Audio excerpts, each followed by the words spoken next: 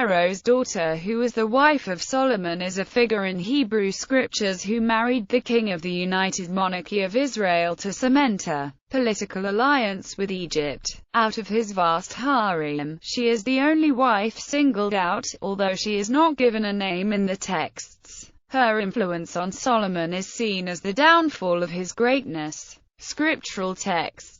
While there is no archaeological evidence of a marriage between an Egyptian princess and a king of United Israel, claims of one are made at several places in the Hebrew scriptures. A marriage alliance. 1 Kings chapter 3 verse 1 says, "And Solomon became allied to Pharaoh king of Egypt by marriage, and took Pharaoh's daughter, and brought her into the city of David, until he had made an end of building his own house, and the house of the Lord, and the wall of Jerusalem round about." The fact that Pharaoh's daughter has been singled out in the accounts of Solomon is significant, as similar treatment is not given to his 700 wives, princesses, and 300 concubines. Some scholars believe this unique example was because this marriage in particular demonstrates the wealth and power of the Hebrew monarchy. For Pharaoh's daughters did not ordinarily marry outside of their own family, and perhaps indicates the weakness of the Egyptian kingdom at this time. Another scholar points out that marrying Pharaoh's daughter is significant, in light of the story of Exodus. A descendant of former Egyptian slaves now became Pharaoh's son-in-law. Most scholars believe the alliance was a result of the reputation of Solomon's father. Under David, Israel had become a factor to be reckoned with in Eastern politics, and the Pharaoh found it prudent to secure its friendship. The marriage alliance is seen by scholars as the reason for the reported increase in trade with Egypt at 1 Kings chapter 10 verses 28 to 29. City of Gezer as dowry. The Hebrew scriptures relate that the Canaanite city of Gezer had never fallen before the Israelites from Joshua to David. Joshua chapter 16 verse 10, "And they drove not out the Canaanites that dwelt in Gezer, but the Canaanites dwelt in the midst of Ephraim, and to this day, and became servants to do taskwork." Judges chapter 1 verse 29, "And Ephraim drove not out the Canaanites that dwelt in Gezer, but the Canaanites dwelt in Gezer among them." 2 Samuel chapter 5 verse 25, "And David did so, as the Lord commanded him, and smote the Philistines from Geba until thou come to Gezer." This situation changed when the Egyptian army invaded the city, ethnically cleansed the populace, and Pharaoh turned it over to his daughter as a wedding gift, whereby it became the property of Israel. 1 Kings chapter 9 verse 16. Pharaoh king of Egypt had gone up, and taken Gezer, and burnt it with fire, and slain the Canaanites that dwelt in the city, and given it for a portion unto his daughter, Solomon's wife. 1 Kings chapter 9 verse 17 shows that Gezer was now rebuilt and made a fortified city of Solomon. The historian Josephus gives a similar account in his Antiquities of the Jews, BK 8ch 6 sec. 1. He, Solomon, also built cities which might be counted among the strongest, Asor, Hazer, and Megiddo, and the third Gezer, which had indeed belonged to the Philistines, but Pharaoh, the king of Egypt, had made an expedition against it, and besieged it, and taken it by force, and when he had slain all its inhabitants, he utterly overthrew it, and gave it as a present to his daughter, who had been married to Solomon, for which reason the king rebuilt it, as a city that was naturally strong, and might be useful in wars, and the mutations of affairs that sometimes happen. Moreover, he built 2 other cities not far from it. Bethorah Beth-horon was the name of one of them, and Belath of the other. He also built other cities that lay conveniently for these, in order to the enjoyment of pleasures and delicacies in them, such as were naturally of a good temperature of the air, and agreeable for fruits ripe in their proper seasons, and well watered with springs. Palace built according to 1 Kings chapter 9 verses 20 to 23. Solomon enslaved all the people that were left of the Amorites, the Hittites, the Perizzites, the Hivites, and the Jebusites, and he had members of the children of Israel rule over the people that wrought in the work. The slaves produced many structures for Solomon, including a palace for Pharaoh's daughter. 1 Kings chapter 7 verses 8 to 12. And Solomon built his own house where he might dwell. In the other court, within the porch, was of the light work. He made also a house for Pharaoh's daughter, whom Solomon had taken to wife, like unto this porch. All these were of costly stones, according to the measures of hewn stones, sawed with saws, within and without, even from the foundation unto the coping, and so on the outside unto the great court. And the foundation was of costly stones, even great stones, stones of 10 cubits, and stones of 8 cubits. And above were costly stones, after the measure of hewn stones, and cedar wood. And the great court round about had 3 rows of hewn stone, and a row of cedar beams, like as the inner court of the house of the Lord. And the court of the porch of the house, removed from Jerusalem. 1 Kings chapter 3 verse 1 states that Solomon brought Pharaoh's daughter into the city of David, until he had completed building his own house, and the house of the Lord, and the wall of Jerusalem round about. Once the building was completed, she was moved out of the city, as were his other wives.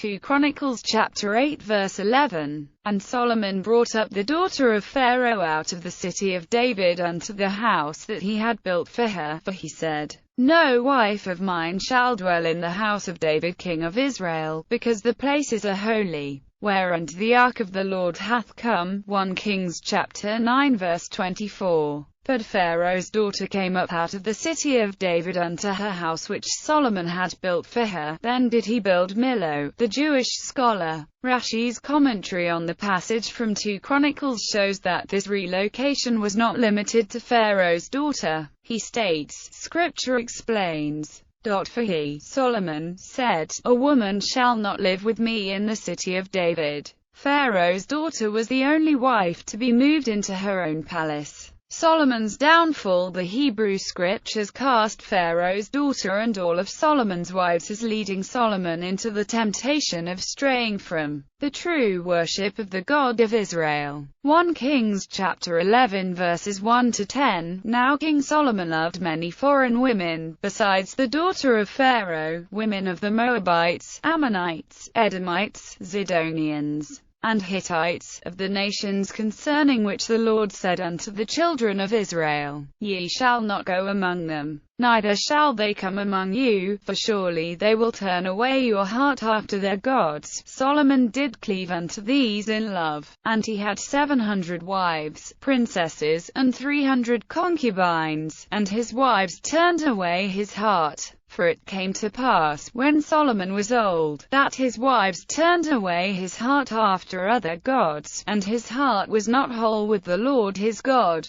as was the heart of David his father. For Solomon went after Ashtoreth, the goddess of the Zidonians, and after Milcom, the detestation of the Ammonites. And Solomon did that which was evil in the sight of the Lord, and went not fully after the Lord, as did David his father. Then did Solomon build a high place for Chemosh, the detestation of Moab, in the mount that is before Jerusalem, and for Melech, the detestation of the children of Ammon. And so did he for all his foreign wives, who offered and sacrificed unto their gods. And the Lord was angry with Solomon, because his heart was turned away from the Lord, the God of Israel, who had appeared unto him twice, and had commanded him concerning this thing, that he should not go after other gods, but he kept not that which the Lord commanded. Josephus gives a similar account in his Antiquities of the Jews, BK 8ch 7, section 5. Solomon was fallen headlong into unreasonable pleasures,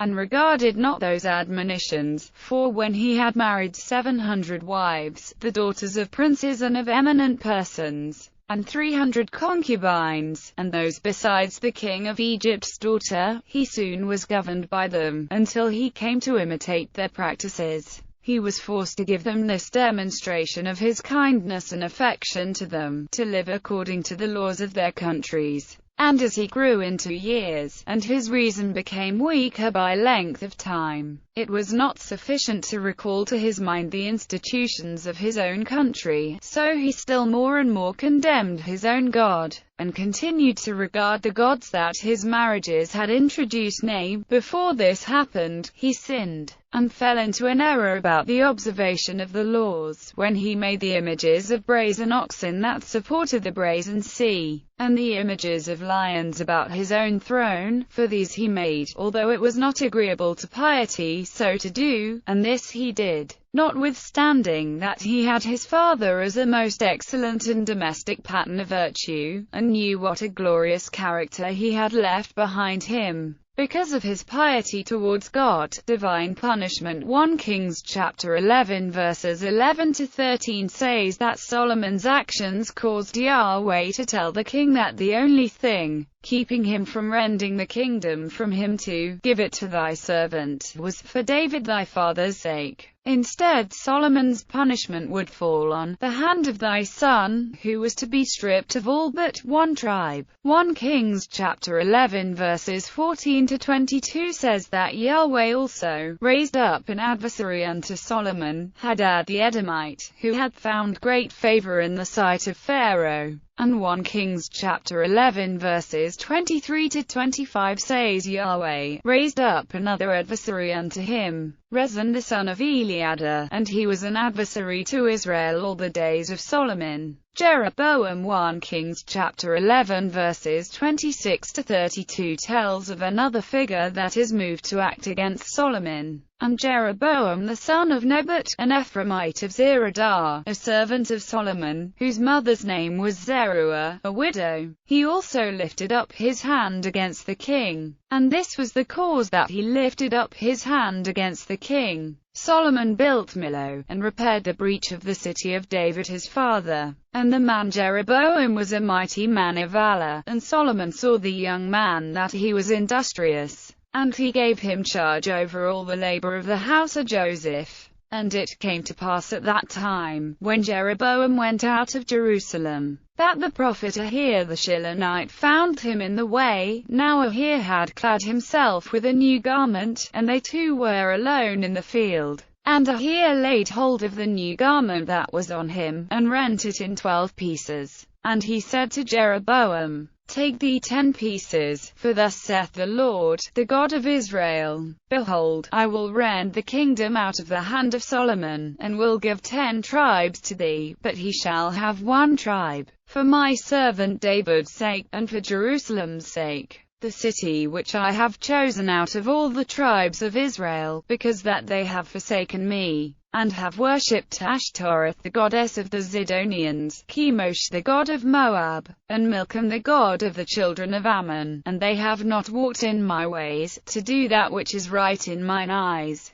and to keep my statutes and mine ordinances, as did David his father. Solomon sought therefore to kill Jeroboam, but Jeroboam arose, and fled into Egypt. He would return to lead a civil war against Solomon's son Rehoboam that would divide the united kingdom of Israel. 1 Kings chapter 12 verse 3 says the main reasons that Jeroboam received popular support was because of the taxes and labor caused by all of Solomon's building projects, which included the palace and Millo for the upkeep of Pharaoh's daughter. They told Rehoboam, Thy father made our yoke grievous, now therefore make thou the grievous service of thy father, and his heavy yoke which he put upon us, lighter, and we will serve thee. Rehoboam refused to listen. Song of Solomon. The majority of scholars who believe that Solomon was the author of the Song of Songs hold that the woman addressed in the song is Pharaoh's daughter. One of the points cited for this is the passage at Song 1-9 that states, I have compared thee, O my love,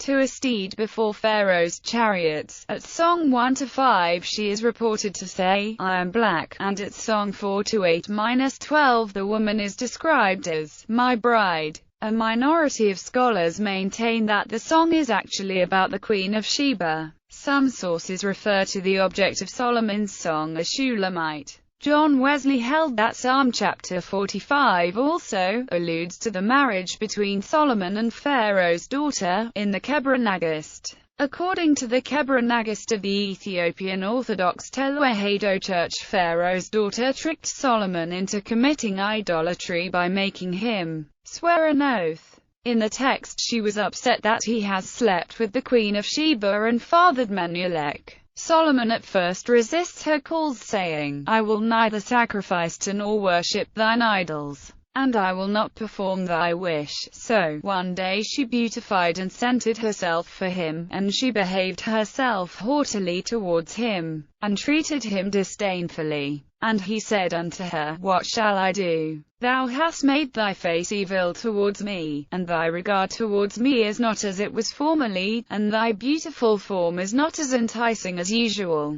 Ask me, and I will give thee whatsoever thou wishest, and I will perform it for thee, so that thou mayest make thy face gracious towards me as formerly." But she held her peace and answered him never a word. And he repeated to her the words that he would do whatsoever she wished, and she said unto him, "Swear to me by the God of Israel that thou wilt not play me false." And he swore to her that he would give her whatsoever she asked for, and that he would do for her everything that she told him. And she tied a scarlet thread on the middle of the door of the house of her gods. And she brought 3 locusts and set them in the house of her gods. And she said unto Solomon, "Come to me without breaking the scarlet thread. Bend thyself and kill these locusts before me, and pull out their necks." And he did so. And she said unto him, "I will henceforward do thy will, for thou hast sacrificed to my gods and hast worshipped them." Now he had done thus because of his oath, so that he might not break his oath which she had made him to swear, even though he knew that it was an offense to enter into the house of her gods, naming the Pharaoh. While some scholars go so far as to attempt to name the Pharaoh's daughter, most theories try to advance a claim of identity for the name of her father that the scriptures say gave her to Solomon as a bride. Stephen T. Franklin claims that she is the daughter of Sheshonq I and cites the Yikis letter of the sons Hasidim to claim her name is Nicole, or Tasha. The Catholic Encyclopedia states that the pharaoh was probably Suqanat II, the last king of the 21st dynasty, who had his capital at Zoan, and ruled over the Delta. Josephus in his Antiquities of the Jews states, "Now to those who ask why all the kings of Egypt from Menes, who built Memphis, and was many years earlier than our forefather Abraham, until Solomon, an interval of more than 1,300 years, were called Pharaoh thy, taking their name from Pharaohs, the first king to reign after the period intervening. I have thought it necessary to explain that Pharaoh in Egyptian signifies king, but I believe that from childhood they had other names, and that when they became kings they changed them for that name which in their ancestral tongue signifies their royal authority. For so also the kings of Alexandria were first called by other names, but when they assumed the kingship, were named Ptolemies after the first king. And the Roman emperors also, who from their birth are known by other names, are called Caesars, receiving this title from their princely office and rank, and do not keep the names by which their fathers called them. And I think it was for this reason that Herodotus of Halicarnassus, when he says that there were 330 kings of Egypt after Menelaus, who built Memphis, did not mention their names, because they were all in common called Pharaoh thy. For, after the death of these kings, a woman ruled as queen, and he gives her name as Nicole, making it clear that while the male kings could all have the same name, the woman could not share this.